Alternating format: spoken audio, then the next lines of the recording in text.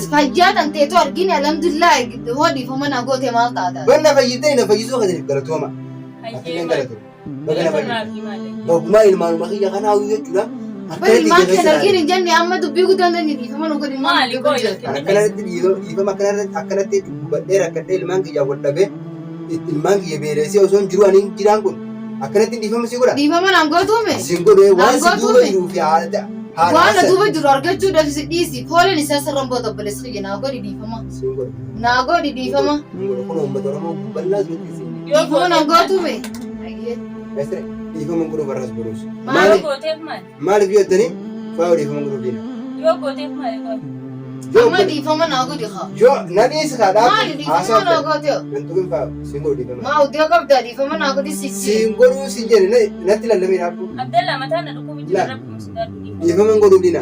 Ani jechuudha daawwata kee tokkoffaa irratti waa'uma ilmaan kiyyaan addana baasuudhaaf jechuu siin na godhamtu baree lamaffaa irratti jechuudha. waan nama faayuu tana duuba jiru haadha sii malee haadha hasan tayyatu san malee takkaan baree akkasitti jibooda jechuudha. Karaa faayuu nuti deemtu baree karaa irraa isin deemtu baree hatta bakki isin irraa nyaatu bakki isin irraa dhugdu baree waan isin nyaatu san takkaan baree faayuudha akkasitti dhiifama godhu yoon godhu. Kana samma dhiifama naa godhu dubbii guddoon dura dhisi mataa na nyaate. Ana mata dheeraa kana ilmaan kiyyaan qaliinaan jechuudha. Naani dhalte mubaarak guddatee biyya tana keessatti jechuudha. Amma sila daandaan barumsa baratu jedhama shan. Takkaa jechuudha wanta kan qalbii takkaan gad taa'ee rahaa fudhadhee qilleensa nagaa fudhadhee hin jiraanne jechuudha. Assalaamu alaikum wa rahmatullahi wa barakaatuhu. Jiraattota hin jennaa hordoftoota daawwattoota keenyaa salaamtaan ishee tokkoon irraa haadha biqiltoota maratti sinaa dhaqqabdu isin hin jaa. Maal karatti salaamtaalee gaafachuu dhiistanii mala silaasii hin akkas jechuun kabajamtoota daawwattoota kiyyaa dhiifamaa wajjin hedduu dhiifama naaf godhaadhaan isin jaa maaliif jennaan koomantii teessanillee oguu jala deemee ilaaluu gama keessaatiin illee bilbilaan illee waa'ee Yuusuf na gaafachuu jirtanii maaliif biratti hin dhiyaanne rakkoo keessaa baanaan Yuusuf dagattee naan jechuu jirtanii jechuudha. Ani garuu rakkoo keessaa baanaan Yuusuf hin daganne jechuu daawwattoota kiyyaa. Namni tokko ani rakkoo keessaa isin baanee rakkoon keessaa beessa takka hin jirtu jechuudha. Ammallee rakkuma keessaan jira. Silaan rakkoo keessaa bahe ani Yuusuf biraa isin hanqadhu Yuusuf biraa illee hin hafu jechuudha. Maaliif jennaan an gama kiyyaan Yuusuf qaamaan bira jiraachuu baadhus waa hundaanuu wal quba qabnaa. Qalbiin tiyya achi na jirti qaamaanin as jira malee qalbiidhaan achiin jira bilbilaan illee wal quba qabnaa. Ani jaaladheetii miti jechuudha illee inni kan rakkatee khayriyaan dhukkubsattee akkana ta'uu jirtu kana dawaallee geessee fi dhaquus sanis numaan fadaachuudha. Garuu wanni na dhoorke anis rakkoo keessaan jira maraattota eessa dhiiseetiin deema.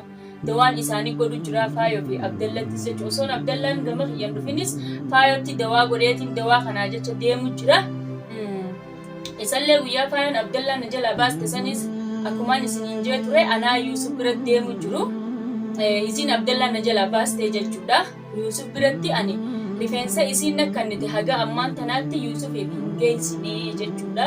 Wanni hilaa amman geessini sababninis hin geessiniifis waan biraa osoo hin taane irra bilbilee dhufe eessa jirtanii akkanaa jennaaniin guyyaa san jechuudha hin dhufinii liina. Karaadhaa deebi'ii feeriyaa naan mana galchaa jee eega mana galchallee alhamdulillaahi garuu fayyaa caalaa wanni nama gammachiisaanis hin jirtu yoo fayyaan qabaanne wanni akkasii gaddisiisaafis hin jirtu jechuudha. Maaliif jennaan ani Yuusuf akka ilmaan kiyyaa caalaan isa jaaladha anaaf inni obboleeyyan rabbiitii jechuudha. Garuu ani isa bira dhaabbachuu jibbeetii miti.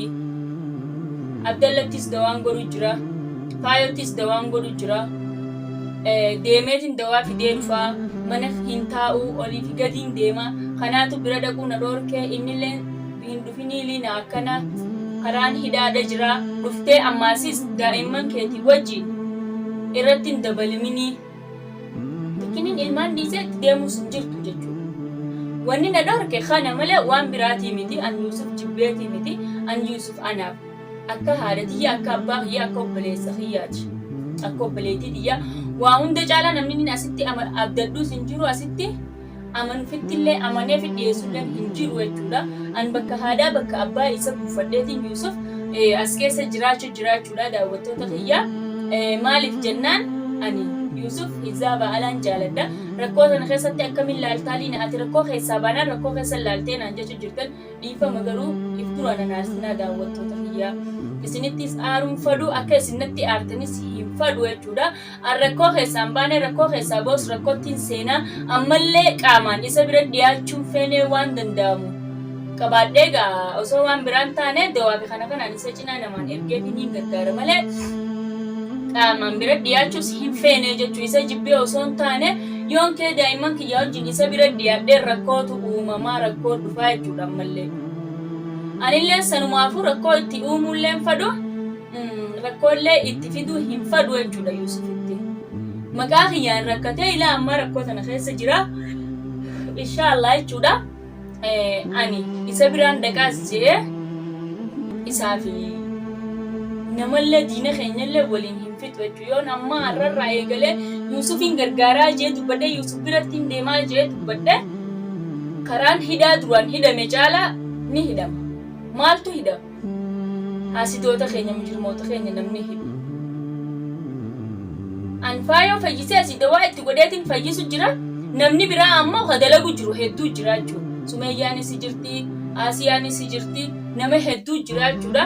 Gama isiirraayis maqaa isaanii hin beeku malee nama hedduutu jira. Isiin uummatiyyaa waan kana hunda godhee liina teenya anaa miti naan jettee dhiifamaa kalaas an kanan goone an gama kiyyaan dhiifama naa godhe jettee hilaaga ammaatti daa'ima isiitiinis waliin agarree jechuudha. Abdallaan osoon fayyin daa'ima karaarraa meesee anilleen gaa osoon daa'imni eessa jiraa jee hin gaafatin bakki an dogongora itti qabu daa'imni eessa jiraa jee osoon Abdallaan gaafatini Abdallaa dawaa itti godhee fayyisee jechuudha. Garuu alhamdulillah isaan lameen eega fayyan roorroon hundinuu nurraa dhaabbattee jechuudha. Namni kaanis akkuma isaan fayyanitti ni fayyaa. Daa'ima isaallee har'aa fi boru keessatti guyyaa lama keessatti daa'ima faayoollee ni fidaa asitti ni dhiyeessaa. Abbaa mana faayoollee akkuma naan jettanii dubbisutti hin jira jechuudha. Sirrumaa duraan rifadheetiin ture uffata aadaa ergesan abbaa manaa isiitii miti wayii akkamitti akkana na godhaa jeetiin rifadhee ture isaa jechuudha. Guyyaa tokko isallee bilbilaan isiniifin haasofsiisaa gama keessan hundee jechuudha. Qaamaan as jiraachuu baatus bilbilaan ni haasoinaa jechuudha. Ani gama kiyyaan waa'ee Yuusuf irratti natti aarin aadaa daawwattoota kiyya dhiifama naaf godhaadhaa isa jibbeetii miti wanni isa bira dhaqu na dhorke waan kanaa jechuudha. Saniifuu faayoon har'a eega wayyooytee jechuudha. Waan sirri fayyitee sin sa'udoo mana kana keessa jira. Sirritti sin fayyine ittiin godhaa kaniin Abdalla godhe san garatti siin obaasaa boruuf dee dhiifama isin haa gaafattuun isin janni dhugde sana. Maaliif hin dhugu? Ni dhugde dirqamaa si obaasa. Hin dhuga kun Abdallaan ukaran akkoo jira waa takka hin dhuga. Sanii jecha si koo jira? Gaa horee kan akka ammaan tanaa hojii narraa gabbijee narraa fudhate. Eega dawaa san dhugee si ilalu jira mireenni. Kasi anillee hin dhugu hin fadhu dawaan ni ajaa. Amma Abdallaa dhiifama gaafadha. Maaliif? Maaliif? Maal jechuudha maaliif jechuudha? Inni adii nurraa dhiisa haaliina. Abdallaa qofa dhiifaman gaafattu bara. Daawwattoota duraan dursee nama hunda caalaa. Bar daawwattoonni dhiifama si goone jedhanii naaf daawwatanii turan. Eeyyuu hedduudha. Abdallaa illee dhiifama gaafatteeti. Waan kana faayoo dhugaadhaatis beektee hin dalayne innis beekee hin dalayne isin lachuutu beektanii hin dalayne. Egaa beenyee dalayne duuba karaa dhiifama gaafa deemaa wanni kabiraa dhiifama gaafadha. Eenyuun dhiifama gaafadha amma daawwattoonni dhiifama naaf godhanii inshaallah karaa dhiifama naa godhaan fayyeetiin jira lamtuudhaa kun Abdallallee fayyadnee jirra. Dhiifamaa siniin gaafadha Abdallaadhaas waan roobutana walii taarree kaleef kana ollullee walarraabsinee dhiifama hin gaafadha karaas. Akkas jechuun kabajamtoota daawwattoota kiyyaa maraatamni wayyaa maleen fayyuu jedhanii hanga fayyanii qulqullaa'anitti waan haasawanii fi waan dhiisanillee hin beekanii garuu hangama kiyyaan wanni Yuusuf kun hedduu na quuyitii hedduu na miitii hedduu na gaddisiisti. Ani Yuusuf akka obboleessa kiyya caalaan jaaladha akka waa hunda kiyyaatti ilaalaa jechuudha akka ilmoo kiyyaa akka haadha abbaa kiyyaatti ilaalaa isaaf obboleettii isaallee akkasumatti ilaalaa jechuudha. Inni nama yeroo annaanii dahu yookiin dhaluu jechuudha. Re'ee dhala malee namni hin dhaluu jettanii gaafa annaanii dahu san namni na cinaa dhaabbatee gaafa sanis na cinaa dhaabbatee akkaan naanii argadhus waan hundaan na gargaaree uffata naanii haliiba naanii hafaazaa naanii waan hunda na gargaaree asiin nagee Yuusufi. Abdallaan karaa dhugaatti yoo deebine waan takka irraa quban qabu jechuu hangana. Dila kana cufa waan takka irraa quban qabu. Garuu an bakka hedduttis rakkadhee innillee naaf jecha aduu fi qabbana rooba keessa dhiigni isaa irraa dhangala'ee maraateellee fayyeellee rifeensa irraa muranii siiriillee itti godhanii akka inni bahee hin jiraanne bobbahee hin galle isa godhanii garuu waa hunda caalaa alhamdulillahi garuu rifeensi isaa na harka jira na harka deebi'ee jira dawaa itti godheetumaan anuma bira jiraachuudhaa fiddee hin dhufinii ammaan tana achuma jiraadhuu naan jee daa'ima wajjin atis yoo qabamtee rakkoo keessa seentaa naan jee daawwattoota kiyya rabbi sodaadhaa piliis nattiin aarinaadhaa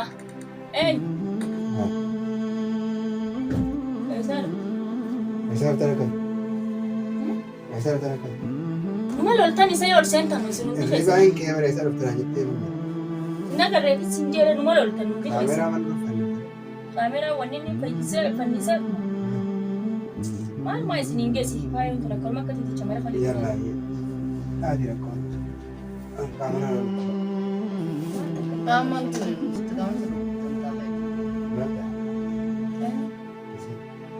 Isin maal taate wakkumaan kaameraa duuba siime sana. Wanni taate hin jirtu. Ani immoo barroo waan biraa osoo hin taane waa'ee Yuusufii fi Khayriyaa irratti daawwatanii naan loluu jiran. Maaliif rakkoo keessaa baanaan isaan dagattee naan jaan.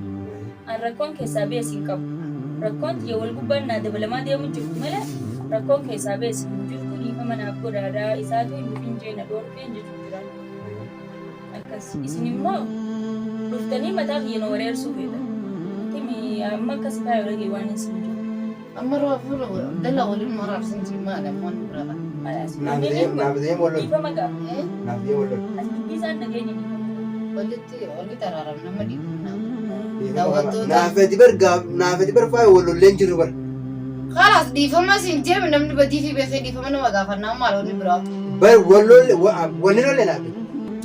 Walillee dhiifama nasii godhi ji khalas walillee makama dhiifama sii godhi. Dhiifama kana jechuun keenya maal dhaabbattee dhiifama naa godhi Abdallaa. Naa jechuun badii maal fi beekatu sun. Badii wani ni fi beeku moo. Ajaji uumaan tiina kenniti hin guutee fi uumaan tiyya sanarraa gammaddee waan uumaan tiina daltee baatii sagalgara na baaddattee fi ajajee sii guutee fi khalas badii farra beekan dhiifamsi gaafadhee dhiifama naa godhi. Sanuma badiin ta'e. Kaameree wanni biraa badiin maalitiin qabu.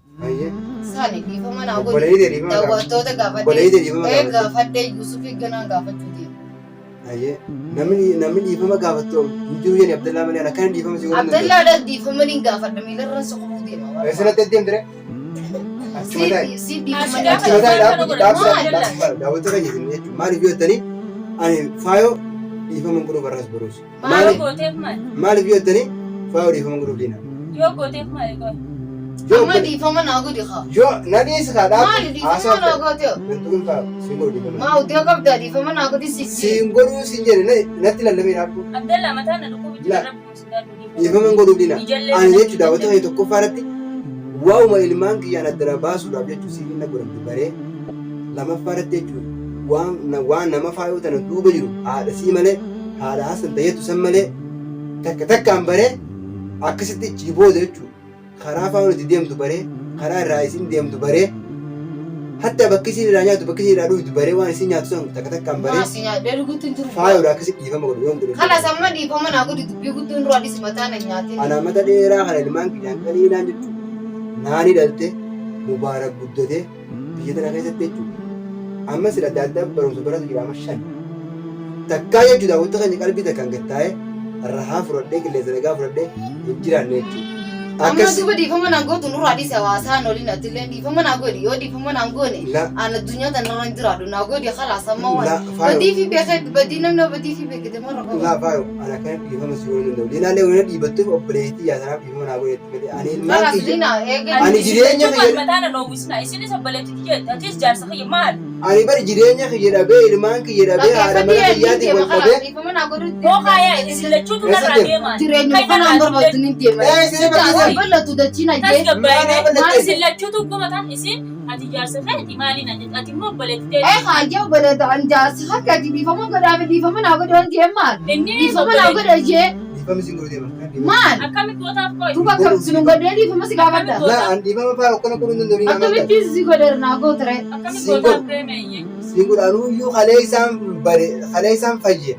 Hanqaan jechuun fayyaa dhiirri. Kanas fayyaa tan ta'etu argine alhamdulillah hoo dhiifama naa goote maal taata. Wanna fayyitee na fayyisuu kan galatooma. Hayyee Bogumaa ilmaanuma kiyya kanaa jechuudha. Bari maan kan arginu hin jenne amma dubbii guddaan dandeenye dhiifama nu godhin maali qoy? Akkanatti dhiifama akkanatti dubbadhee rakkadhee ilmaan kiyyaa wal dhabee ilmaan kiyya beelesee osoo hin jiru ani jiraan kun akkanatti dhiifama si godha. Dhiifama naan gootuume. Sin godhee waan si duuba jiruu fi haala waan duuba jiru argachuudhaaf si dhiisi fooliin isaa sararaan boota obboleessa kiyya naa godhi dhiifama.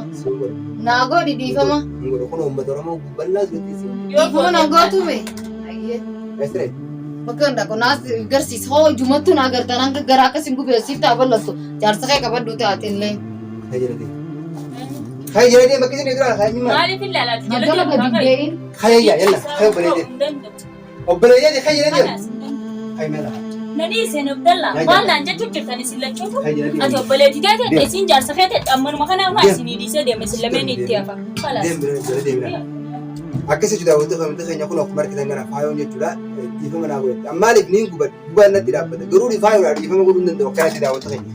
Isinillee jechuudha Abdallah dhiifama godhiif warri jettan qolliin komantii barreessaa fi laayikii tuqaachuu kana mee hedduu bira jiru. Yoo ammoo Abdallah faayoodhaa dhiifama godhi jettanii niin godha fakkoon qabu. Maaliif yoo jettanii waan isin jettan hundeen godhuudhaaf qophii kanuma fayyaati jedhu deebi'ee fayyaati yaani beekee alhamdulillah saniifu inshaallah viidiyoo itti aantu irratti viidiyoo sanatti aantutti dhiifama godhii fi jennaan wallaahi niin godha. Maaliif ani isin saba uummata Oromoo bal'aa bira hin dabru jechuudha. Wallaahi faayoodhaa Abdallah dhiifama godhi jennaan sa'aatii sanitti jechuudha. Harki sanuu komantii keessa ilaalee harki guddaan dhiifama godhi faayoodhaan jennaan wallaahi niin godha. Akkasii daawwattoota keenya amma ala gabbaatee kalas eegatti dhiifama naan goone fuula kee dura ta'uu natti hin toltu. Anaa duraanuu si miidhe anaa rakkoo keessa si galchee ati humaan taane ilmaan keetiillee anaa adda si baase jettee jechuudha. Amma alatti gadi baate saniifuu inshaallah liinaan jala erge jechuudha. Nin deemaa karaa sammuu har'aa deemee dhabamuun qabaa jettee kutte jechuudha. Sani anillee hin gabbeedhaadha. Viidiyoo biroo viidiyoo itti aantu inshaallah walitti deebinee waan irra geenye isin waliin waanuu agaru ta'a jechuudha. Assalaamu alaikum warahmatullahi wabarakatuh.